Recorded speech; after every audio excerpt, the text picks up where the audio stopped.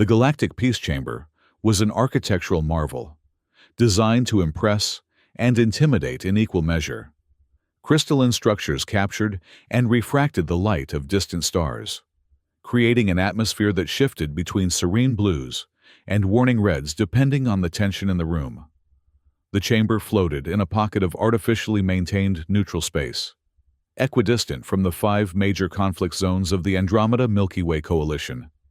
Defense systems hummed quietly beneath the polished obsidian floor. Gravity reducers allowed for species from high and low-gravity worlds to move with equal comfort. Anti-psionic fields pulsed invisibly through the chamber's atmosphere, preventing any telepathic species from gaining unfair advantage. Every detail had been meticulously engineered for perfect diplomatic neutrality over 3 centuries of interspecies negotiation. Today, however, something unprecedented was happening. Maya Chen, Earth's first diplomatic representative to the Galactic Peace Talks, stood at the entrance, her expression a mixture of awe and professional composure. She was a woman of average height with an athletic build, her dark hair cut in a practical bob that framed a face more accustomed to libraries and lecture halls than intergalactic diplomacy. Her attire was business casual by Earth standards: charcoal slacks, a navy blazer over a simple white shirt, and comfortable yet formal shoes. In one hand, she carried an old-fashioned leather briefcase that looked comically archaic against the sleek, technological marvels surrounding her. The mediator team watched her, with a combination of curiosity and apprehension. The chief mediator, Zilix, a gelatinous being whose translucent body housed several floating organs of unknown purpose, hovered toward her. "Representative Chen," Zilix's voice emerged from a small translator device. "We welcome Earth to these proceedings. The Warlords will arrive shortly. Please understand that we have only basic briefings on human diplomacy. Our protocols may seem unfamiliar." Maya nodded, her smile revealing nothing of her inner thoughts. "Thank you, Chief Mediator. Earth is honored to participate. We understand we're rather new to the galactic stage." What she didn't say was that Earth had only been invited to join the coalition 6 months prior, and that the diplomatic corps had been frantically preparing for this moment with limited information and resources. Her instructions had essentially boiled down to wing it, but don't start a war. The mediator team, 6 beings from species so diverse they barely shared a common definition of life, exchanged glances that transcended their physiological differences. All conveyed the same emotion: nervous uncertainty. The 5 warlords they were about to host were legendary throughout the galactic community. Each controlled vast military resources and had been engaged in an intricate 5-way conflict that had destabilized 3 solar systems and threatened dozens more. Peace talks had been attempted 17 times in the last solar cycle, each ending in escalated threats rather than resolution. Battle Prime Gorshak of the hegemonic fleet commanded the largest battleships in known space.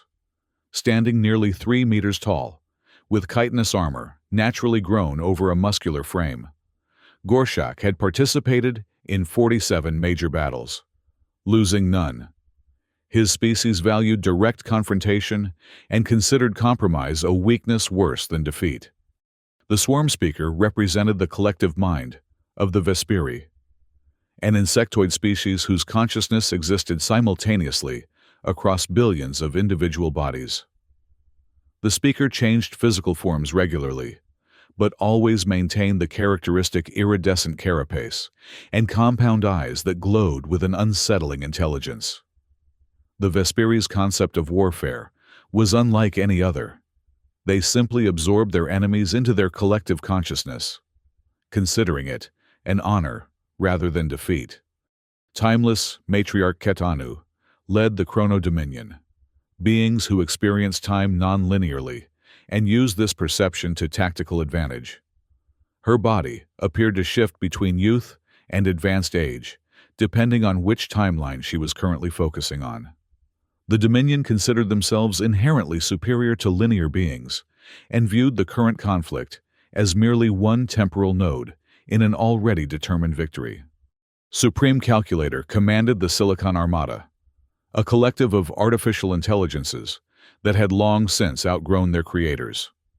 Appearing as a hovering cube of shifting mathematical equations and light patterns, the calculator approached all conflicts as complex probability equations, deploying resources with cold efficiency. Their only goal was the preservation and expansion of computational resources. Finally, there was the Void Whisperer, leader of the mysterious Umbral Covenant, a being shrouded in constantly shifting darkness. The Whisperer represented entities that existed partially in other dimensions. Their warfare tactics often involved physics, defying maneuvers and weaponry that operated on principles no other species fully understood.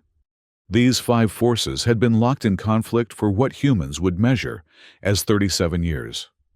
The galactic community watched with growing alarm as the destruction spread to neutral territories and trade routes.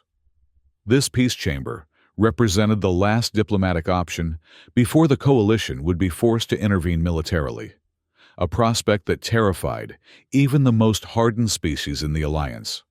Maya Chen was aware of this background, but only in the abstract way one might know about ancient historical conflicts. Earth had been too far removed, too insignificant to merit direct involvement until recently, when a wormhole had unexpectedly opened near Saturn, creating a strategic position that suddenly made Earth relevant to the broader galactic community. The chamber doors slid open with a ceremonial hiss, and an assistant mediator, a being composed primarily of crystalline structures that chimed softly as it moved, entered. "The Warlords have arrived at the station and are proceeding through security protocols," it announced, its tones translating into words. "Estimated time of arrival, 14 standard units." Zilix turned to Maya. "Representative, please take your position at the Earth seat. As the newest member of the Coalition and a non-combatant in this conflict, you will be seated at the Auxiliary Observation Panel." Maya nodded and moved toward a small, clearly afterthought addition to the grand table, a section that looked hastily installed, with technology that didn't quite match the rest of the chamber. As she sat, she noticed the mediators exchanging more concerned glances. "Is there a problem?" she asked. The assistant mediator chimed nervously. "It's just that, well, the Warlords were only informed of Earth's participation 3 cycles ago. Their reactions were not positive." "Not positive how?" Maya asked, setting her briefcase on the table. Battle Prime Gorshak threatened to consume the heart of any primitive oxygen breather who dared to observe his tactical deliberations, Zilix stated matter-of-factly. The swarm speaker indicated that humans might make interesting additions to the collective, but would require significant neural restructuring. The timeless matriarch simply stated that your presence was temporally inconsequential. The Supreme Calculator calculated your influence probability at 0.0037%. And the Void Whisperer? Zilix paused. The Void Whisperer laughed. "We're not entirely sure what that means." Maya's eyebrows rose slightly, but her composure remained intact. She opened her briefcase and removed a small tablet and a notepad with an actual pen. Technologies so obsolete by galactic standards that the mediators couldn't even identify them as tools. "Well," she said with a small smile, "at least we're starting with clear expectations." The chamber doors opened again, and the 5 warlords entered in a procession designed to prevent any impression of hierarchical ordering. The room's atmosphere immediately changed. The crystal walls darkened slightly. The defense systems hummed more audibly, and even the gravity seemed to fluctuate in response to the powerful entities now present. The warlords took their positions around the table, each accompanied by a small entourage of advisors and security personnel. Their gazes immediately located the human, the unknown element in their carefully balanced conflict. Battle Prime Gorshak was the first to break protocol. "What is this?" he demanded, his translator struggling to modulate the natural growl in his voice. We agreed to peace talks, not a zoological exhibition. He pointed a clawed appendage at Maya. This creature's species has barely mastered rudimentary space travel. They have no place here. The swarm speaker's compound eyes flashed in patterns that the translator interpreted as amusement. We find the human's neural patterns intriguing, simple, yet chaotically organized. A paradox. The timeless matriarch Ketanu barely acknowledged Maya's presence, her attention seeming to focus on points in space that nobody else could see. In some timelines, they are extinct. In others, ascendant. This particular human, temporal nexus unclear. The supreme calculator's cubic form rotated slowly. Human presence, anomalous variable, introducing random factor to negotiations, calculating new probability matrices. The Void Whisperer simply watched, darkness swirling around its indistinct form, saying nothing that the translators could capture. Chief Mediator Zilix moved to the center of the table. Honored representatives, Earth has been granted observational status in these proceedings as the newest member of the coalition. Their presence is ceremonial and advisory only. Maya Chen chose that moment to do something that violated at least 7 protocols of interspecies diplomacy. She stood up. The defense systems responded immediately, subtle targeting lasers appearing on her body before the mediators frantically signaled them to stand down. Greetings, she said, her voice clear and surprisingly steady. I am Maya Chen, representing Earth. We are honored to observe these important negotiations and hope to learn from the distinguished representatives present. Battle Prime, Gorshak's natural armor plates clicked in agitation. It speaks without being addressed. Is this how humans show respect? Maya tilted her head slightly. I apologize if I've violated protocol.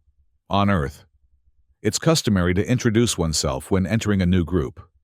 The swarm speaker's antennae twitched. Fascinating primitive custom. The concept of self as separate from group requires explicit announcement. Zilix intervened quickly.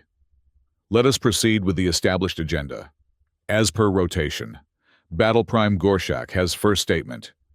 The massive warlord rose to his full height, towering over the table. What followed was a 15-minute recitation of grievances, so specific and technically detailed that Maya found herself struggling to follow despite her translator. Something about quantum-shifted mining rights in the 4th quadrant of a disputed asteroid belt, violations of gravitational sovereignty around a pulsar, and the theft of ancestral battle hymns. When he finished, protocol dictated that each warlord would add their own grievances in turn, building a comprehensive picture of the conflict before beginning resolution attempts. However, Maya raised her hand. Another breach of protocol that sent the defense systems into another momentary alert. Yes, Representative Chen? Zilix asked, tension evident in their gelatinous form. I apologize for interrupting, but I have a clarification question for Battle Prime Gorshak, if permitted. The chamber fell silent. Direct questions during the grievance recitation phase were unheard of. Gorshak's 4 eyes blinked in sequence. The human wishes to question me? This is unexpected. Please proceed, Zilix said carefully. But understand this is highly irregular. Maya nodded in acknowledgement. Battle Prime, you mentioned the disputed asteroid belt's 4th quadrant, but I'm confused about the spatial boundaries. On Earth, quadrants are 2-dimensional divisions, but space is 3-dimensional. How do you define a quadrant in space? The room went so quiet that the subtle hum of the anti-psionic field became audible. Gorshak stared at Maya, his expression unreadable to human eyes. This is your question? He finally asked. Yes, Maya replied. I'm trying to understand the fundamental parameters of the dispute. Gorshak turned to his advisors, who appeared equally confused by the query. The quadrants are defined by the gravitational influence patterns of the central pulsar, creating 4 distinct regions of mining viability. This is basic astropolitical knowledge. Thank you, Maya said, making a note on her paper with her pen, an action that drew curious glances from several of the aliens present. That makes more sense now. The swarm speaker, next in the rotation, began its grievance recitation, describing how the collective mind had been fractured by chronoradiation weapons, causing disharmonious thought patterns across 17 hive clusters. Halfway through, it paused, compound eyes fixed on Maya, who was again raising her hand. "The human wishes to speak again," the speaker stated, not as a question but as an observation. "If permitted," Maya said, looking to Zilix for approval. The chief mediator, now visibly stressed, nodded reluctantly. "I was wondering about the architecture of this chamber," Maya said. The crystalline structures seemed to shift color with the emotional tone of the conversation. Is that responsive technology or a natural property of the material? The warlords exchanged glances. The supreme calculator's cubic form spun more rapidly, equations flowing across its surface in agitated patterns. "That is not relevant to the grievance proceedings," Zilix stated carefully. "I understand," Maya replied. "It's just quite beautiful. And I was curious. Please continue. Swarm speaker." The insectoid being's antennae twitched rapidly. "The human exhibits pattern interruption behaviors consistent with cognitive manipulation techniques, scanning for psionic leakage despite dampening fields." "I assure you, humans have no psionic abilities," Maya said with a small smile. "Just curiosity." The grievance recitations continued, but a subtle shift had occurred in the chamber. The warlords now divided their attention between their prepared statements and the unpredictable human, who asked seemingly random questions about everything from the physical properties of the Void Whisperer's dimensional shifting to whether the food provided in the station accommodated all biochemistries represented. By the time all 5 warlords had completed their statements, the carefully choreographed rhythm of the negotiations had been thoroughly disrupted. The mediators appeared increasingly distressed, while the warlords exhibited behaviors their species associates with confusion or agitation. "We will now proceed to the response phase," Zilix announced, "where each party may address the grievances raised against them." Maya raised her hand again. The defense systems, now apparently accustomed to this behavior, didn't even activate. "Yes, Representative Chen," Zilix's patience was clearly wearing thin. "I noticed everyone seems quite tense. On Earth, during difficult negotiations, we sometimes find it helpful to share refreshments. Would it be permitted for me to offer some traditional Earth snacks I've brought with me?" The question was so unexpected that for a moment, no one responded. The Supreme Calculator's cubic form actually froze mid-rotation. "You brought food substances to a high-security peace negotiation?" Zilix finally asked, their translucent body darkening with what appeared to be alarm. "Just some simple snacks," Maya said, reaching for her briefcase. "Nothing fancy." The defense systems immediately activated, targeting beams locking onto the briefcase. The void. Whisperer's shadowy form expanded slightly, tendrils of darkness extending toward the table's edge. The human attempts to introduce unscanned substances. Battle Prime. Gorshak growled. "This could be an assassination attempt." Maya froze, hands raised slightly. "I assure you, they're just cookies, dried fruit, and trail mix. They were scanned when I boarded the station." The timeless matriarch. Ketanu's expression shifted, her focus suddenly sharpening on the present moment, a rare occurrence.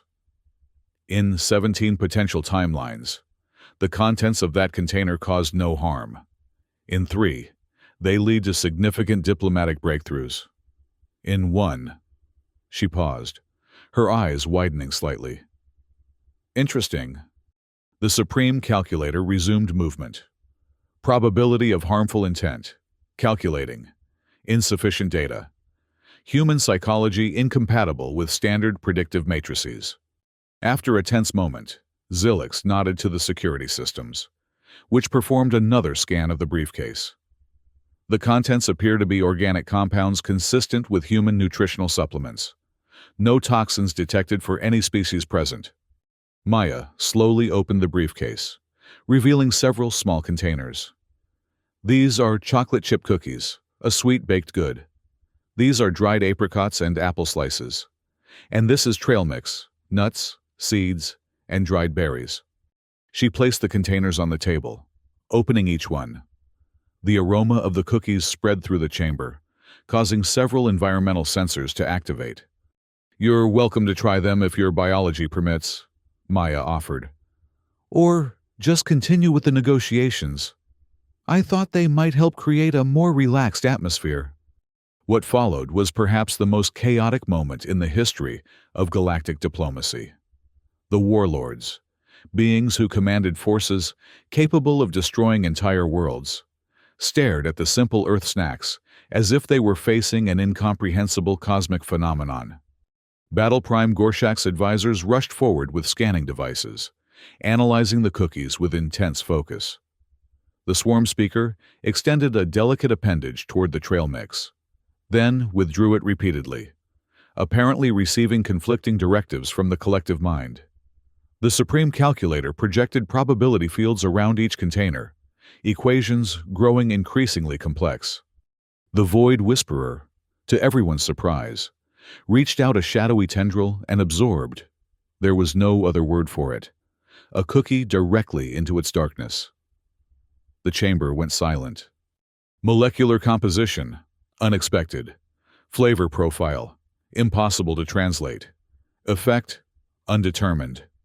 The Whisperer stated, its voice sounding somehow different than before. What happened next changed the course of galactic history. Battle Prime.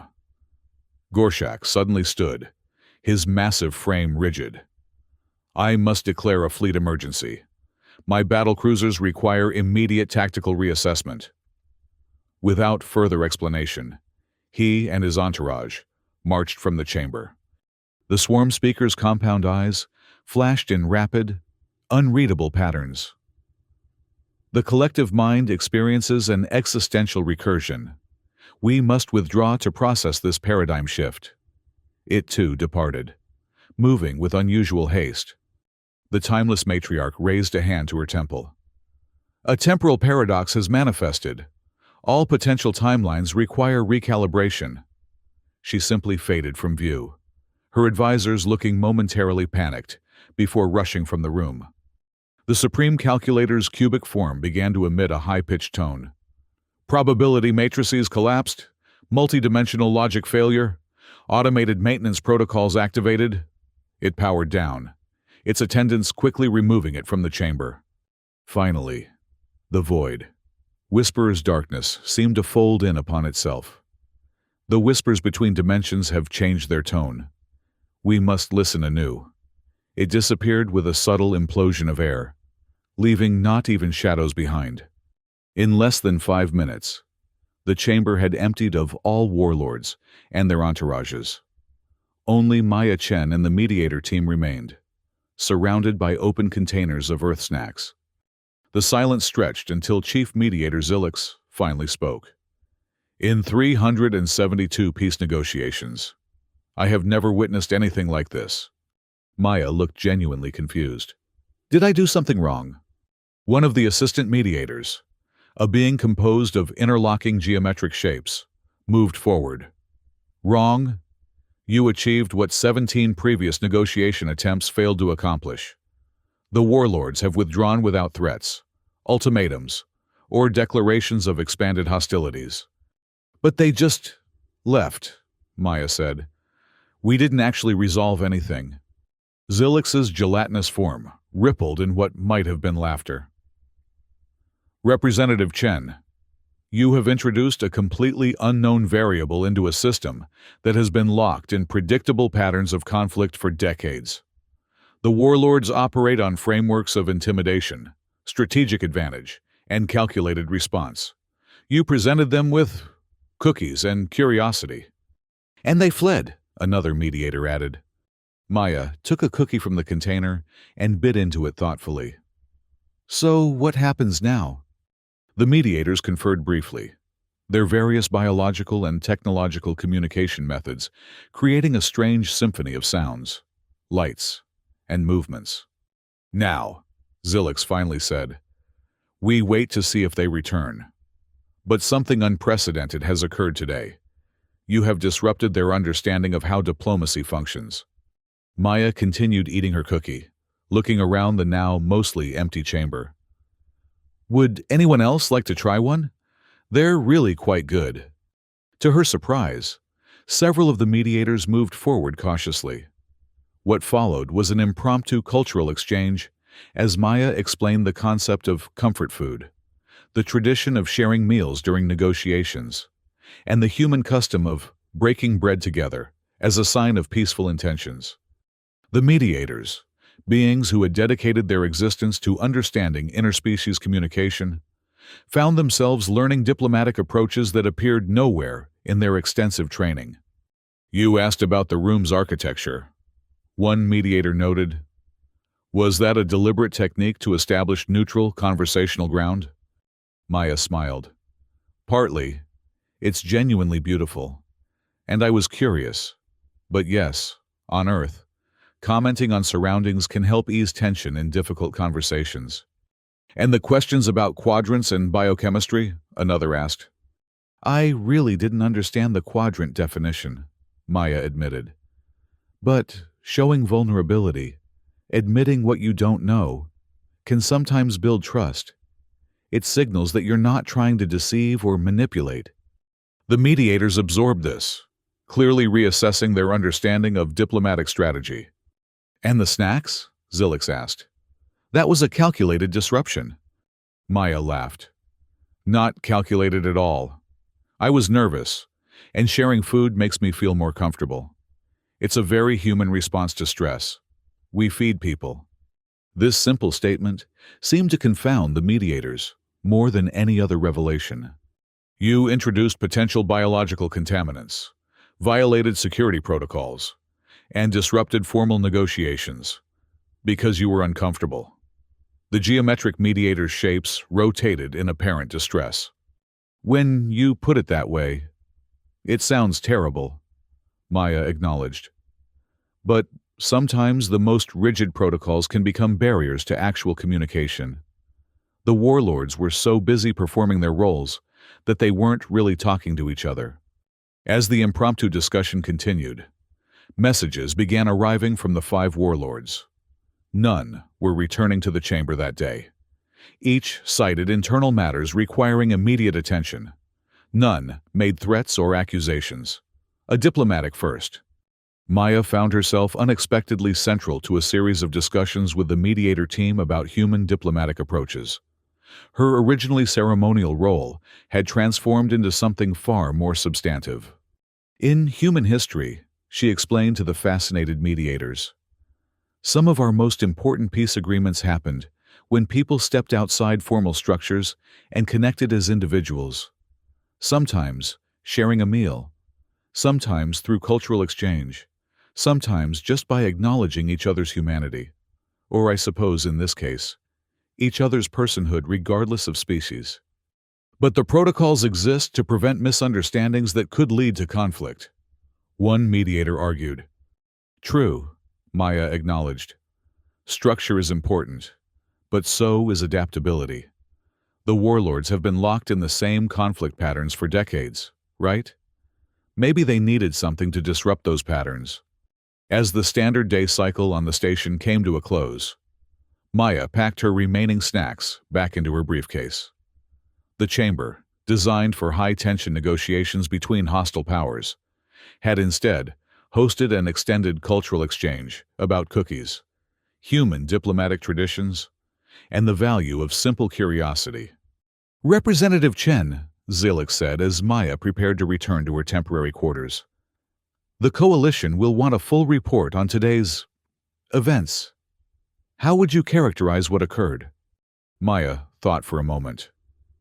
I think I accidentally introduced 5 very powerful beings to the concept that there might be approaches to their conflict they Haven't considered. Not better weapons or strategies, but different ways of seeing the problem itself. And do you believe they will return to negotiations? Another mediator asked.